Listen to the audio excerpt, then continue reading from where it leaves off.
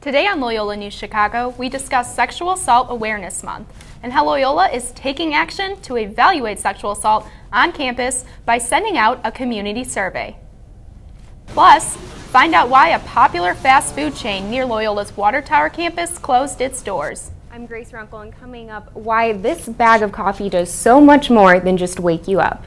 And I'm Madeline Kenny. A 2-year-old suffering from an incurable genetic disorder has since inspired Loyola's medical fraternity to put on a special kind of fashion show. More on that coming up later in the show.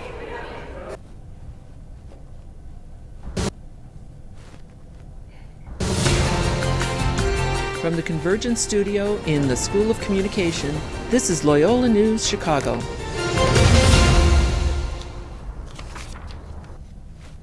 Hello, and welcome to Loyola News Chicago. I'm Trisha McCauley. And I'm Grace Runkle. Here's the news. Loyola students, keep your eyes on your emails for an important survey. President Joanne Rooney announced she will be sending out a campus-wide survey about sexual assault. Responses will be anonymous, and the survey will ask students whether they experienced sexual assault on campus and what their experience with the university was like handling it. Rooney says the survey will provide insight into how prevalent sexual assault is on campus. We talked to students about the survey, and while they said it's a good step to increase awareness, what the school is doing now is not enough. I think that the focus of this month is a really good way to kind of bring light to the campus. I think that probably needs to be more consistent throughout the year. I know that in what I've seen from other universities, that Loyola does a pretty good job of getting it out there, but I haven't seen a lot of follow through. As an orientation leader, I felt very informed, but as a general student body member, I don't think that there's enough advocacy around it. Now there is that door campaign that's happening right now, which is nice. However, how late are we into the year? You know, it's April. I do think it could be pushed more with the wellness center and making sure that it's known that it's not. They make it a very known that it is an issue, but they don't really provide resources for people that it has happened to. The survey will be open to students through the end of the year. Loyola says it plans to release the results and its new plan to combat sexual assault next fall. Loyola's athletic department is also spreading awareness for sexual assault. Loyola Athletic Director Steve Watson brought in a sexual assault victim to share her story with the student athletes. They also went through a program to teach the student athletes how to report incidents. The men's volleyball team wore teal shoelaces during a home match against Grand Canyon over the weekend to show support for survivors. Head coach Mark Hulse believes the gesture was small, but the student athletes hold a responsibility to be accountable for spreading awareness. Whether we like it or not, there's a leadership component on campus. There's some visibility to our student athletes, and I think more than anything, we're a good conduit to get that message out. So we decided to wear the shoelaces to just kind of start the conversation about sexual assault, because it's an issue that's prevalent on campuses across the country. I also think that student athletes are leaders on campus, and so it's important that we take a stand and say that we're not going to let it happen. The softball team is also expected to wear teal shoelaces in April to stand in solidarity with sexual assault victims. 2 Loyola sophomores are recovering after being hit by a car right by the Lakeshore campus. The accident happened at Sheridan and Winthrop the night of April 1st. Georgia Evans and Katie Brennan were crossing Sheridan without a walk signal when they were hit. Both women were taken to Preston Street Francis Hospital in Evanston. Brennan suffered a fractured rib and is out of the hospital, but Evans has not been released yet. She has four fractured vertebrae, a concussion, and a cut on the back of her head. Police ticketed the driver, Samantha Crawford, for expired license plate. The results are in for the Loyola student government election. The new student body president and vice president are junior Jake Dumbold and sophomore Anusha Manham. The results were announced in a Facebook post. Dunham and Manham beat out sophomore Max Millsub and Jake Wild. The new president and vice president took office on April 4th. They ran on a platform that focused on principles such as collaborative representation, diversity of opinions, and organizational cohesion. Dunmouse says he and Manham hope to create an organization that effectively represents the student body. After months of tension within Loyola's School of Education, 2 top administrators are leaving their positions. The The president's office says Dean Terry Piggott will leave the School of Ed to accept a position as an assistant provost for research. The associate dean, Anne Marie Ryan, will be resigning at the end of the semester. These announcements came days after some professors voted that they are not confident in either administrator's ability to lead. Loyola Provost John Pellicero told the Loyola Phoenix he's been investigating issues in the School of Education since January, but would not provide any more information. One of Loyola's assistant provosts, David Slavsky, will serve as interim dean of education. Loyola may have problems hiring faculty and staff from outside the U.S., according to a report in the Loyola Phoenix. Changes to the nation's visa program mean it will take longer to get approved. Loyola professors who are not U.S. citizens use H1B visas. Previously, they could use premium processing to get visas approved in 2 weeks. But the U.S. Citizenship and Immigration Services suspended premium processing, and now it could take months. There are currently 23 Loyola employees under the H1B visa, and the university was trying to add 2 more international faculty members for the fall semester. Now, they aren't sure if the visas will be approved in time. A popular fast food restaurant near Loyola's Water Tower campus is shutting its doors, leaving many in search of a new dining option. Customers are now greeted with a closed sign at the Chick-fil-A on Chicago and Wabash. This location was the first Chick-fil-A to open in Chicago in 2011, but the fast food chain closed its doors on April 1st for a remodeling project. The restaurant is undergoing a series of renovations that will include a remodel of the interior design and a faster ordering service. Chick-fil-A Operations Director Tiffany Convey says the restaurant is working toward creating a more efficient guest experience. What we're doing is going to be using a system called upstream ordering, which is essentially us hopping into the line with iPads and taking guests' orders as they're in line. Convey says this will create a faster experience and customers' orders will be ready by the time they get to the register. Although some Loyola students are upset with the close, Loyola sophomore Darshan Patel says he thinks the restaurant could use an update. It's very closed in, the eating area. It's not an open floor plan, if you will, and I feel like every time I go there, I'm squeezing by. Other Loyola students, such as Loyola senior Leah Udzi, says she doesn't see the need for a restaurant renovation. I did not think Chick-fil-A needed remodeling, and if they did want to remodel, then they should have done it over the summer when Loyola wasn't in session, because I'm pretty sure that Loyola brings a lot of business. Convey says the timing of the remodeling project was up to corporate, but the restaurant also had to work with Loyola as its landlord and the city of Chicago for construction permits. With the 2-month renovation, many employees will be without a job, but Convey says all employees will receive full pay. Only requirement that we have for our team is that they partake in some volunteering while we are closed, because we want to make sure that we stay a part of the community and use this extra time and this amazing opportunity that we've been afforded to give back to others that may need it.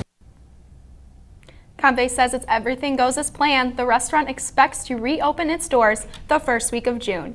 If Loyola students wish to get Chick-fil-A during the renovation, they will have to travel 1 mile south to the State and Lake location. Coming up on Loyola News, the Loyola men's basketball team will look a little different next season. Find out who's leaving the Ramblers.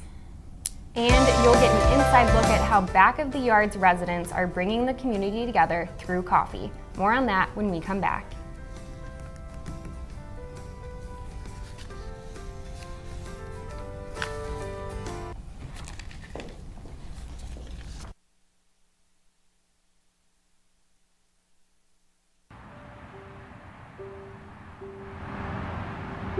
Hi, excuse me. Hi, excuse me.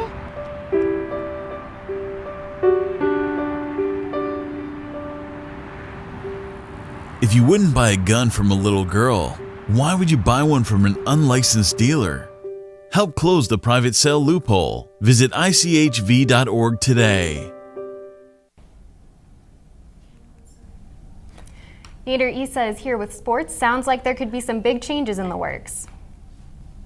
The Loyola men's basketball team's toughest opponent could shock the Missouri Valley Conference soon. Reports say Wichita State plans to ditch the Valley as soon as next season. The Shockers could head to the American Athletic Conference, which usually sends more teams to the NCAA tournament than the MVC. Since Loyola joined the conference in 2013, the Ramblers haven't beaten Wichita.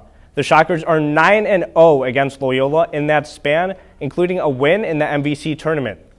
The school's move could sound like a happy one for the Ramblers, but the Loyola Phoenix reports athletic director Steve Watson thinks Wichita's switch could be a bad move for the Shockers. And just like that, the Loyola men's volleyball team's season is coming to a close. The Ramblers hosted their final 2 home matches of the season over the weekend. Loyola repping blue shoelaces for Sexual Assault Awareness Month. The Ramblers took on Grand Canyon for the second night in a row. Loyola lost 3-1 the night before. From the first set, Grand Canyon really never stood a chance. Ben Plaisted and Colin Mahan recorded 12 kills apiece, and the Ramblers swept the Antelopes 3-0. Loyola has 2 more games this weekend before heading to the MIVA tournament in 2 weeks. Not only will the Ramblers play different teams next year, but the men's basketball team will look different too. Forward Maurice Kirby announced Thursday on Twitter that he plans to transfer to a new school next season. Kirby is expected to graduate in May, but under NCAA rules, he has 1 year of eligibility remaining. He'll play that final year at IUPUI, a Division I school in Indianapolis. Kirby started 26 games for Loyola last season. He averaged 1.6 points and 2.1 rebounds in 31 total games. Former Cubs catcher David Ross might not be playing baseball anymore, but that doesn't mean he's not having fun in retirement. Ross is starring on the newest season of ABC's hit show, Dancing with the Stars. He's already danced 3 times with his partner, Lindsay Arnold. The pair's most popular dance, the Cha-Cha, only earned them 27 of the 40 points from the judges. But that hasn't stopped Ross's former teammates from supporting him. First baseman Anthony Rizzo has been tweeting about Ross's dances since the March 20 season premiere. Rizzo watched the first appearance with pitcher Jake Arrieta, but it hasn't been all positive from Rizzo. He joked that he was horrified after Ross's latest dance, where he stripped down for the show's Vegas-themed episode. Thanks, Nader. Building on a campaign started by Chance the Rapper, Chicago Public Schools is getting another $1 million donation, this time from the Chicago Bulls. Bulls President Michael Reinsdorf and Chance the Rapper presented CPS with the donation on March 31st. Chicago native Chance made his own personal donation at the beginning of March as a part of a fundraising effort that has since raised a total of $2.2 million. That effort was in response to Governor Rauner vetoing legislation back in December that would have given CPS $215 million. The Bulls donation will be spread out among 12 schools, with the money expected by the next school year. It seems like there's a Starbucks on every corner in Chicago, yet that's not the case in the Back of the Yards neighborhood on the southwest side. But soon, residents will have somewhere else to get their caffeine fix thanks to 2 locals who are brewing up more than just coffee. It's a cold, rainy day in Back of the Yards, but that isn't slowing the work at this soon-to-be-open coffee shop. Myra Hernandez and Jesse Anigas are from the neighborhood, and they're founders of Back of the Yards Coffee Company. It's a coffee shop, but Anigas says it's one with a mission. You know, when you Google Back of the Yards, you know, the first thing that comes up is gang violence and shootings. And while it's part of what happens here, it isn't our complete identity, and it's only a small part. We want to make sure that people know the whole story and make a better judgment. Both were out of work when they decided to start a coffee shop. Hernandez was selling her own batches of cold brew, and Anigas had prior experience in the coffee business. Together, it was a perfect match. The 2 co-owners said they wanted to open up a coffee shop here in the Back of the Yards neighborhood to give residents an alternative to fast food chains and to offer a place to gather as a community. I am like the result of nurture that I got from Back of the Yards, from mentors and from a community that really looked out for the youth. And so now I'm giving back, and I want to help nurture like the next generation.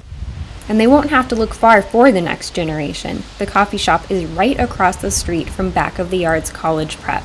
We want them to know that people who grew up here can grow up to be successful. Iniga says now their responsibility is to stay in the neighborhood and give back. So they're donating $1 from every bag of coffee sold to a community initiative fund. When the coffee shop opens in May, customers can buy a cup of coffee for just 99 cents. But Iniga says he wants his customers to get more than just coffee. He hopes they regain a sense of neighborhood pride. And so we're trying to give back the identity to the community and say, you should be proud of this. There's a lot of good things coming out of here, and you should be proud of yourself. And so we want you to go out and be proud and say, I'm from Back of the Yards. Before Back of the Yards Coffee Company can open, the co-founders say they need to raise some more funds, and they're asking the community for help. If you want to contribute to the upcoming campaign, watch out for a link on the coffee shop's Facebook page. Find out how a group of Loyola students helped a young boy and his family with his medical bills. And what are the top 5 things millennials think they know that Gen Xers don't?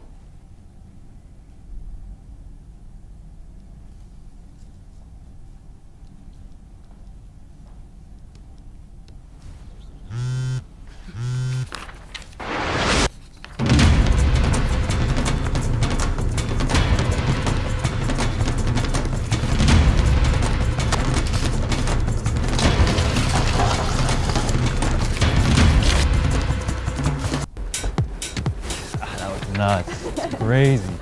That was fun. Crazy. You got some killer dance moves. You're tearing up that dance floor. You were too by yourselves. Nah, I try. So what are you trying to do now? I don't live too far. Go back to my place, have a beer? I'm down. Let's do it. Yo, what's up, Brandy? Crazy seeing you here. Oh, what's up? How you been? Nothing, just some slapjacks. Probably just gonna head home and kick it. Yeah, so who do we have here? Oh, my bad, dude. We just met. This is Stacy. Nice to meet you. Yo, Randy, you might want to double check who you're bringing home tonight. She might not be who you think she is. What are you talking about? She's beautiful. All right, step aside, homie. I'm gonna go home, enjoy the rest of my night. Stacy, let's go. Are you ready for that fun surprise tomorrow morning? Know Your Limits, sponsored by the state of Illinois. We often hear about the high cost of medical treatment, but imagine having to add travel expenses onto that.